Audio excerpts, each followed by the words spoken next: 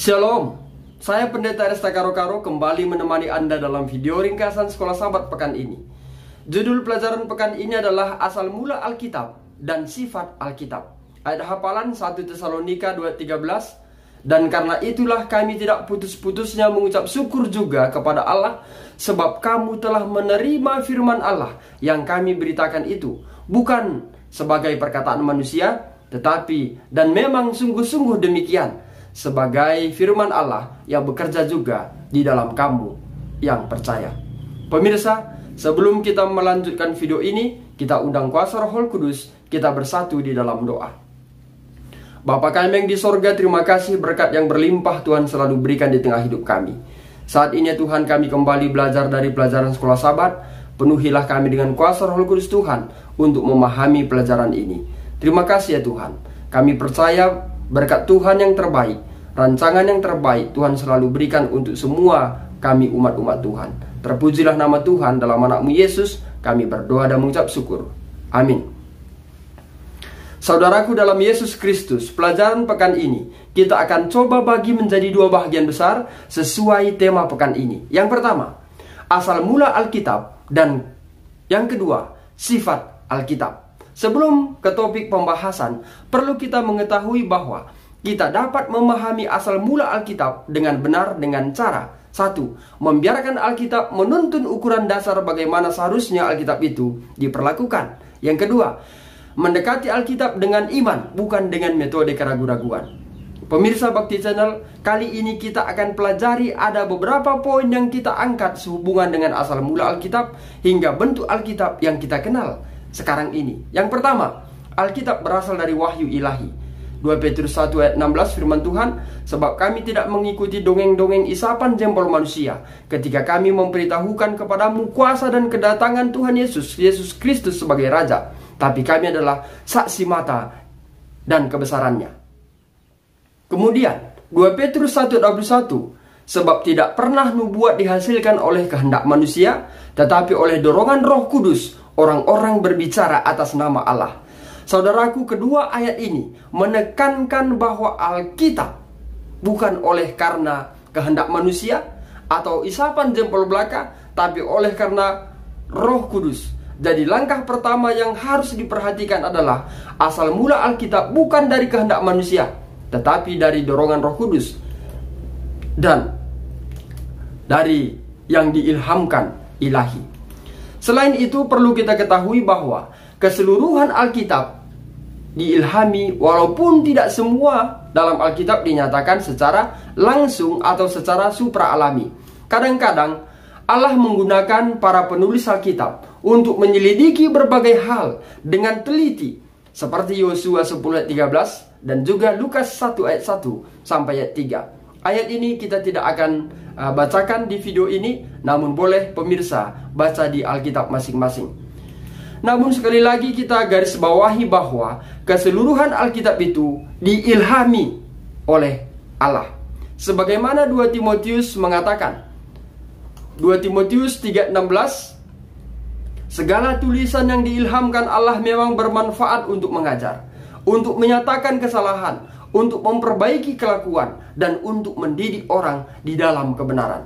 Pemirsa, asal mula Alkitab yang kedua adalah dituliskan.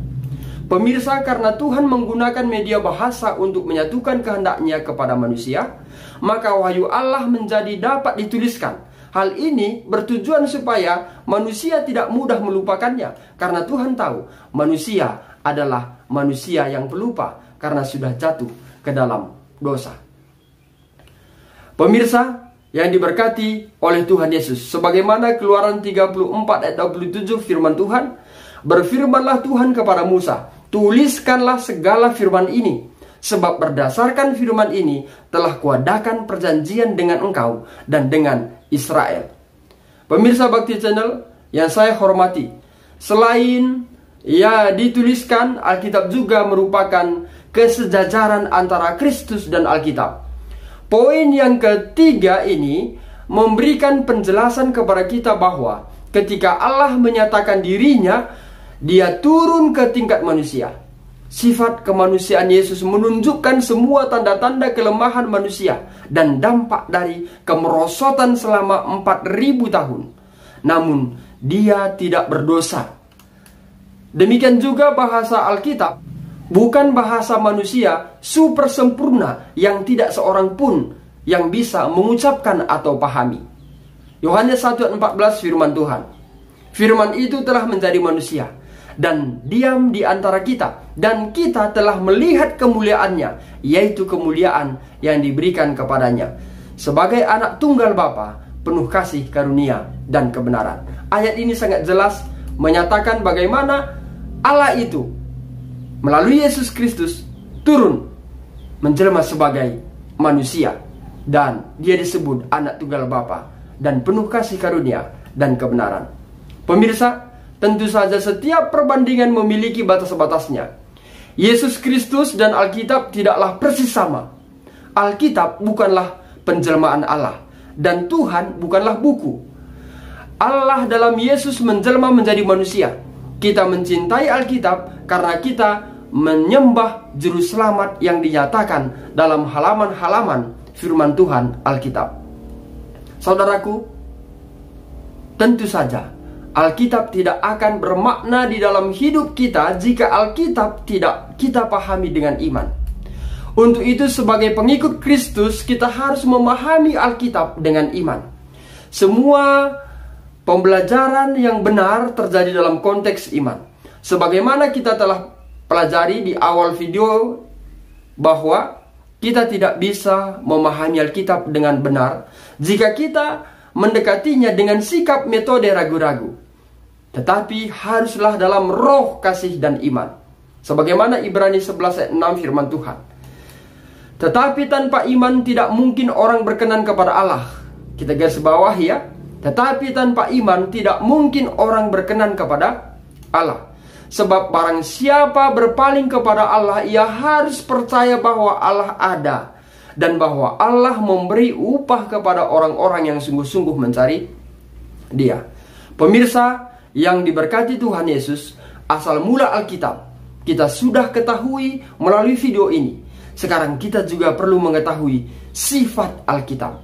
Di video ini kita akan angkat beberapa poin sehubungan dengan sifat Alkitab. Yang pertama, Alkitab memiliki tujuan praktis. 2 Timotius 3:16 dan 17 tadi kita sudah baca, namun kita akan ulangi lagi. Segala tulisan yang diilhamkan Allah memang bermanfaat untuk mengajar, untuk menyatakan kesalahan, untuk memperbaiki kelakuan, dan untuk mendidik orang dalam kebenaran. Dengan demikian, tiap-tiap manusia kepunyaan Allah diperlengkapi untuk setiap perbuatan baik. Demikianlah firman Tuhan. Lalu yang kedua, sifat Alkitab yang kedua, memberikan harapan dan penghiburan. Roma 15 ayat 4, sebab segala sesuatu ditulis dahulu, telah ditulis untuk menjadi pelajaran bagi kita, supaya kita teguh berpegang pada pengharapan oleh ketekunan dan penghiburan dari kitab suci. Pemirsa yang diberkati oleh Tuhan Yesus, sifat Alkitab berikutnya adalah menyatakan kebenaran. Yohanes 17 ayat 17, kuduskanlah mereka dalam kebenaran, firman-Mu adalah kebenaran. Sifat Alkitab yang terakhir adalah mengabarkan keselamatan dari Tuhan Yesus untuk manusia. Pemirsa, jika kita menyelidiki lebih dalam, maka kita akan lebih banyak mendapatkan sifat Alkitab untuk manusia. Namun di video ini kita hanya angkat beberapa poin. Semoga pemirsa dapat menyelidiki kembali Alkitab masing-masing supaya kita lebih mengetahui masih banyak sifat-sifat Alkitab yang ada, boleh kita temukan melalui Alkitab kita. Pemirsa, Alkitab sangat penting bagi iman kita. Juga Roh Kudus sangat penting hadir dalam hati dan pikiran sementara kita membaca dan mempelajari Alkitab. Saudaraku, apakah saudara mau menjadi orang benar? Jika mau, bacalah firman Tuhan, yaitu Alkitab. Karena firman Tuhan yang kita baca adalah kebenaran. Kita tidak perlu lagi ragu-ragu, karena kita sudah mengetahui asal mula Alkitab berasal langsung dari Allah, diilhamkan kepada manusia, supaya manusia jangan lupa, maka firman itu dituliskan supaya kita dapat lebih dekat dan lebih dekat kepada Tuhan melalui firman-Nya. Sekali lagi, apakah saudara mau menjadi orang yang benar? Jika mau, bacalah hal yang benar, yaitu Alkitab. Demikianlah pelajaran pekan ini. Mari kita tutup dengan doa. Terpujilah Engkau Allah kami yang maha tinggi, yang menjadikan langit dan bumi, yang kami sembah siang dan malam, yang kami kenal melalui Yesus Tuhan dan Juru Selamat kami, yang memberikan napas kehidupan bagi kami hingga saat sekarang ini. Bapa yang penuh kasih, kami percaya rancangan damai sejahtera Tuhan selalu berikan di tengah kehidupan kami. Bapa yang penuh kasih, negara kami ini, dunia ini Tuhan sedang berjuang untuk melawan virus corona. Kami berdoa untuk pemerintah kami dan tim medis yang sedang berjuang untuk melawan virus corona. Biarlah kiranya Tuhan memberkati. Tuhanlah kiranya memberikan jalan keluar. Kami percaya segala usaha yang kami perbuat, apabila Tuhan gabungkan dengan kuasa Tuhan, maka hasilnya akan sempurna. Tuhan, kami berdoa bagi mereka yang sedang berjuang untuk kesembuhan dari virus corona. Tuhanlah kiranya menyembuhkan mereka dengan tangan Tuhan yang penuh kuasa, melalui tangan dokter, melalui makan minuman, dan melalui pola hidup sehat yang dia jalani. Bapa, bagi mereka yang sedang berduka oleh karena virus corona, Tuhanlah kiranya memberikan penghiburan sejati dengan kuasa Roh Kudus Tuhan, hadir di dalam hati dan pikiran mereka, hadir di dalam keluarga mereka, sehingga mereka dapat dihiburkan. Dan saat kedatanganmu yang kali kedua, mereka dapat berjumpa kembali bersama dengan keluarga mereka, oleh karena Tuhan membangkitkan mereka di dalam kebangkitan yang pertama. Terpujilah namamu ya Tuhan.